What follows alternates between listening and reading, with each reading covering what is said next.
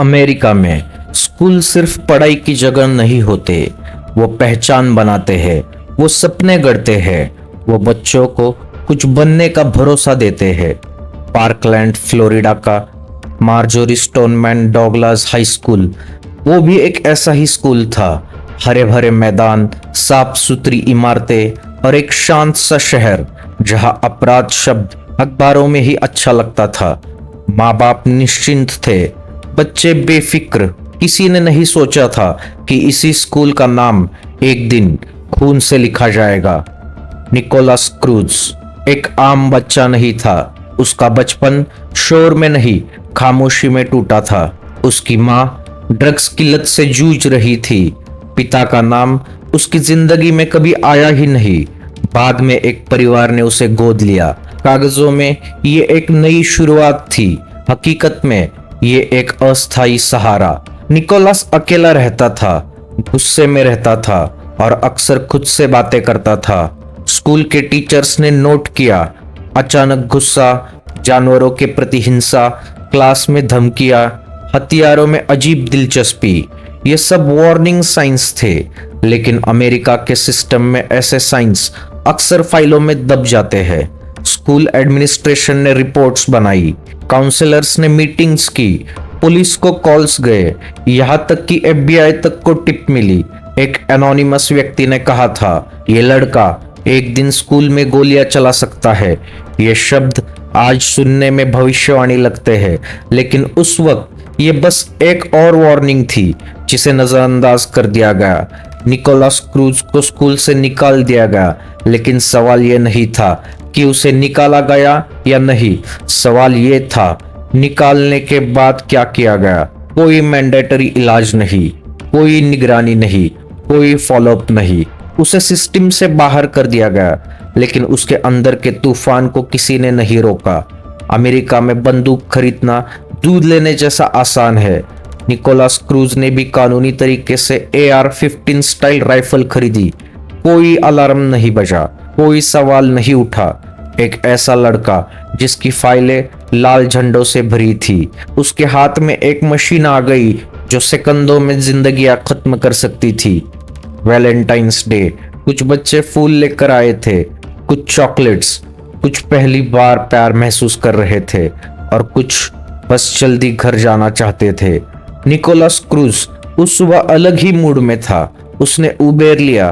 Driver को नहीं पता था कि उसकी गाड़ी में बैठा युवक इतिहास लिखने जा रहा है, खूनी इतिहास। अगर उस वार्निंग को गंभीरता से लिया जाता, अगर उस दिन हथियार उस तक न पहुंचता, अगर सिस्टम कागजों से बाहर आकर इंसानों को देखता, तो क्या 17 जिंदगियां आज जिंदा होती। उस दिन हवा में एक अजीब सा हल्कापन था। Valentine's day. स्कूल के गलियारों में लाल दिलों के पोस्टर्स थे, लॉकरों पर चिपके कार्ड्स और बच्चों के चेहरों पर वो मुस्कान जो सिर्फ किशोर उम्र में होती है। घड़ी में समय था दोपहर 2:19। छुट्टी की घंटी बजने वाली थी। स्कूल के गेट के पास एक युवक उबेर से उतरता है। काले कपड़े, पीठ पर एक बैग, चेहरे पर कोई भाव नहीं। ड्राइवर पूछता भी नहीं, उसे क्या पता कि यही लड़का कुछ मिनटों में अमेरिका को फिर से हिला देगा। उसका नाम है निकोलस क्रूज। पूर्व छात्र, वो बिना दौड़े, बिना हड़बड़ाए स्कूल के अंदर चलता है जैसे उसे कोई जल्दी नहीं। बिल्डिंग 12, ये वो इमारत थी जहां सबसे ज्यादा बच्चे थे। निकोलस बैग खोलता है, राइफल बाहर आती है, पहली गोली चलती है, धड़ाम। कुछ बच्चों को लगता है शायद कोई कंस्ट्रक्शन की आवाज है।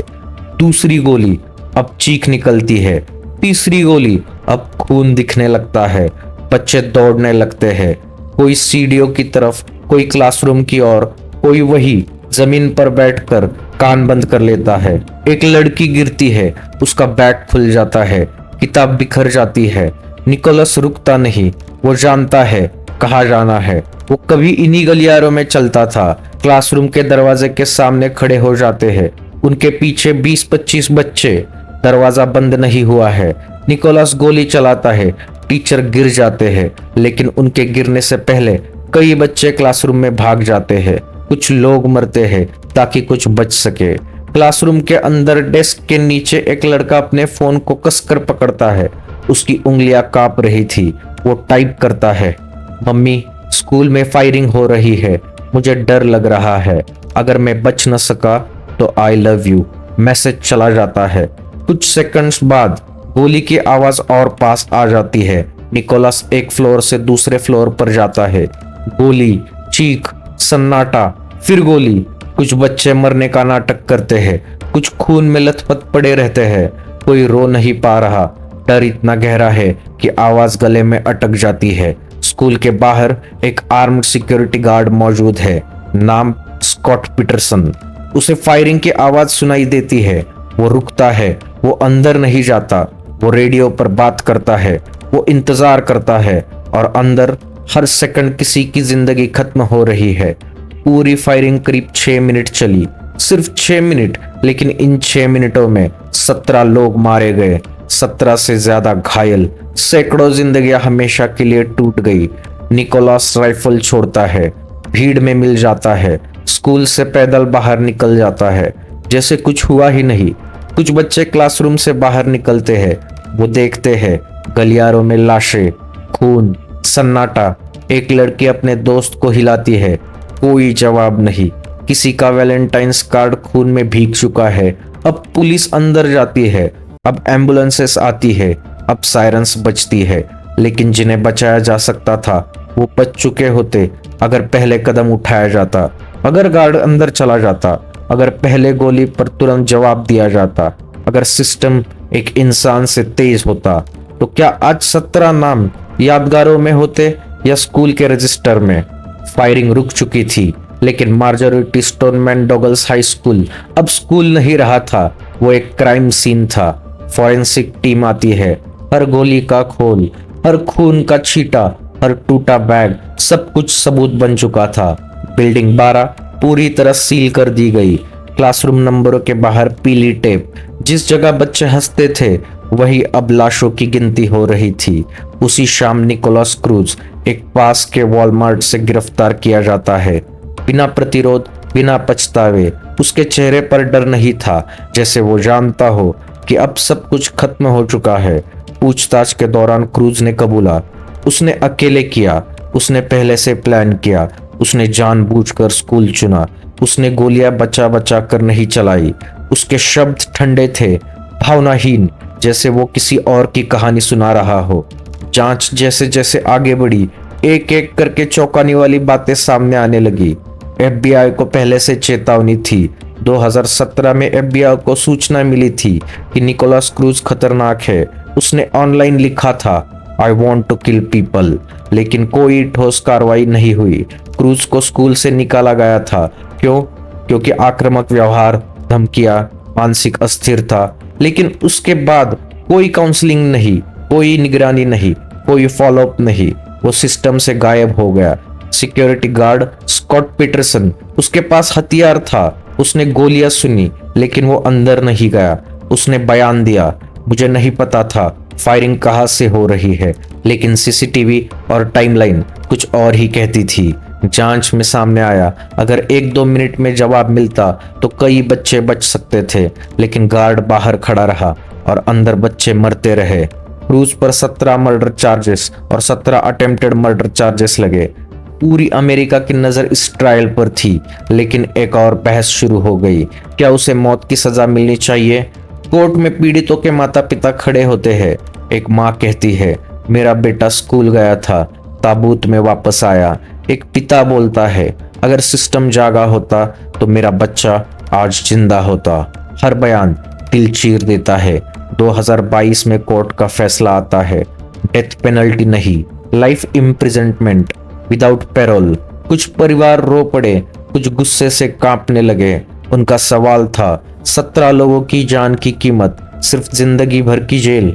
पार्कलैंड ने पूरी अमेरिका को हिला दिया। गन लॉज पर बहस, स्कूल सिक्योरिटीज रिफॉर्म्स, स्टूडेंट्स की आवाज।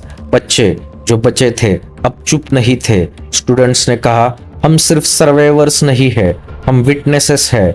मार्चेस हुए, प्रोटेस्ट्स हुए, पार्लियामेंट तक आवाज पहुंची। कुछ कानून बदले, लेकिन क्या काफी बदला? स्कूल के बाहर एक मेमोरियल बना, 17 मोमबत्तियां, 17 नाम। हर साल 14 फरवरी को माँ बाप फूल रखते हैं। कुछ घाव कभी नहीं भरते। ये सिर्फ एक शूटर की कहानी नहीं, ये कहानी है सिस्टम की, लापरवाही की और उन फैसलों की जो समय पर नहीं लिए गए। तो सवाल ये नहीं कि कातिल कौन था, सवाल ये है क्या ये रोका जा सकता था। पार्कलैंड की घटना अब ब्रेकिंग न्यूज नहीं थी, लेकिन उन परिवारों के लिए ये कभी पुरानी खबर नहीं बनी। निकोलस क्रूज आज भी जेल की कोठरी में बंद है। उसे खाना मिलता है, इलाज मिलता है, सुरक्षा मिलती है, लेकिन 17 परिवारों के घरों में 17 खाली कुर्सियां, 17 अधूरे सपने, 17 कमरे जो अब कभी नहीं खुलेंगे। ये तुलना कई लोगों को अंदर तक तोड़ देती है। कानून ने कहा लाइफ इम्प्रिजनमेंट इज जस्टिस, लेकिन माँ बाप पूछते हैं क्या हमारा बच्चा जिंदगी भर वापस आएगा। न्याय कागजों पर मिल गया, पर दिलों में आज भी सवाल जिंदा है। जांच के बाद कई बातें बदली। फ्लोरिडा में गन लॉज सख्त हुए, कुछ राज्यों में स्कूल सिक्योरिटी बढ़ी, मेंटल हेल्थ पर चर्चा शुरू हुई, लेकिन हर बदलाव के साथ एक सच्चाई भी सामने आई। सिस्टम अक्सर हादसे के बाद जागता है। पार्कलैंड के बाद अमेरिका के कई स्कूलों में bullet proof backpacks, active shooter drills, armed guards. बच्चे अब गणित के साथ साथ ये भी सीखते हैं अगर गोली चले तो क्या करना है। और यही सबसे डरावनी बात है, जो बच्चे उस दिन बचे वे अब सिर्फ सर्वाइवर नहीं है, वे एक्टिविस्ट है, स्पीकर्स है और सिस्टम की आंखों में आग डालकर सवाल पूछने वाले लोग। उनका एक ही कहना है, हमें सिंपैथी नहीं चाहिए, हमें बदलाव चाहिए। पार्कलैंड के बाद भी Texas, Michigan, Tennessee school shooting की खबरें आती रही। हर बार एक जैसा शोक, एक जैसे बयान और फिर भूल जाने की आदत। क्या सिर्फ निकोलस क्रूज या वो सिस्टम जिसने वार्निंग को नजरअंदाज किया, वो गार्ड जिसने अंदर कदम नहीं रखा, वो समाज जिसने मेंटल हेल्थ को मजाक समझा। शायद ये सब उन 17 लोगों में कोई डॉक्टर बनना चाहता था, कोई टीचर, कोई म्यूजिशियन, कोई बस घर जाकर माँ के गले लगना चाहता था। उनकी कहानियां कागजों में नहीं, हमारी जिम्मेदारी में दर्ज है। ये कहानी हमें डराने के लिए नहीं है, ये कहानी हमें जगाने के लिए है, क्योंकि जब तक सवाल पूछे जाते रहेंगे तब तक उम्मीद जिंदा रहेगी। अपराध कभी अचानक नहीं होता, वो लापरवाही, अनदेखी और चुप्पी से जन्म लेता है। पार्कलैंड हमें यही सिखाता है, चुप रहना भी एक अपराध हो सकता है। अगर आपको ये पूरी कहानी सोचने पर मजबूर कर गई हो तो इसे शेयर कीजिए, क्योंकि कहानियां तब तक जिंदा रहती है जब तक हम उन्हें सुनाते रहते हैं। अगली वीडियो में मिलेंगे एक और सच्ची, कड़वी और जरूरी कहानी के साथ। क्राइम कहानियां, जहां सच आवाज बनकर बोलता है।